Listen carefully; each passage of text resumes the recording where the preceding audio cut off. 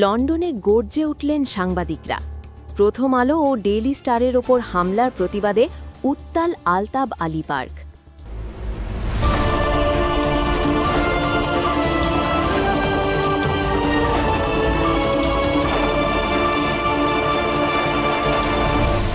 Channel CB. বাংলাদেশের সংবাদপত্রের স্বাধীনতা কি আজ হুমকির মুখে? প্রথম আলো এবং ডেইলি স্টারের মতো শীর্ষস্থানীয় সংবাদ মাধ্যমের ওপর বর্বরচিত হামলার প্রতিবাদে এবার উত্তাল হয়ে উঠেছে লন্ডন। প্রবাসী সাংবাদিক এবং সাংস্কৃতিক কর্মীরা এই দিনটিকে বাংলাদেশের সংবাদপত্রের ইতিহাসের এক কালো দিন হিসেবে ঘোষণা করেছেন। গত রবিবার পূর্ব লন্ডনের ঐতিহাসিক আলতাব আলী পার্কে সমবেত হন লন্ডনে কর্মরত বাংলাভাষী সাংবাদিক, সাংস্কৃতিক কর্মী এবং ব্রিটিশ বাংলাদেশি কমিউনিটির বিশিষ্ট ব্যক্তিবর্গ। তাদের কণ্ঠে ছিল একটাই দাবি, সংবাদ মাধ্যমের উপর নজিরবিহীন এই হামলা আর মেনে নেওয়া হবে না। বিক্ষোভকারীরা জানান, গত কয়েকদিনে দেশের শীর্ষ দুই গণমাধ্যম কার্যালয়ে যেভাবে ভাঙচুর, অগ্নিসংযোগ এবং লুটপাট চালানো হয়েছে তা কেবল অনভিপ্রেত নয়, বরং নজিরবিহীন।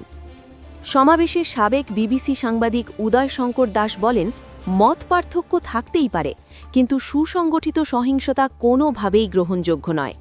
কমনওয়েলথ জার্নালিস্ট অ্যাসোসিয়েশনের ভাইস প্রেসিডেন্ট সৈয়দ নাহাস পাশা এই ঘটনাকে প্রশাসনের চরম ব্যর্থতা হিসেবে উল্লেখ করেন। লন্ডন বাংলা প্রেস ক্লাবের সাবেক সাধারণ সম্পাদক মুহাম্মদ আব্দুস সাত্তার দৃঢ় কণ্ঠে বলেন, সাংবাদিকরা এই হুমকিতে ভয় পায় না, প্রবাসীরা ঐক্যবদ্ধ আছে এবং আমরা চাই না মুক্তিযুদ্ধের চেতনা বিরোধী কোনো শক্তি বাংলাদেশে মাথা চাড়া দিয়ে উঠুক। বুলবুল হাসানের সঞ্চালনায় এই সমাবেশে উপস্থিত ছিলেন সাইদুল ইসলাম, নীলুফার হাসান সহ লন্ডনের প্রথিতযশা সাংবাদিক ও বীর মুক্তিযোদ্ধারা।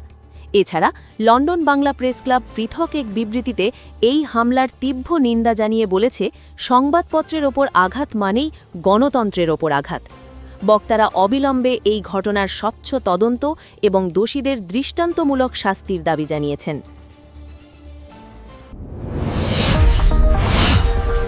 Subscribe now for daily news and updates.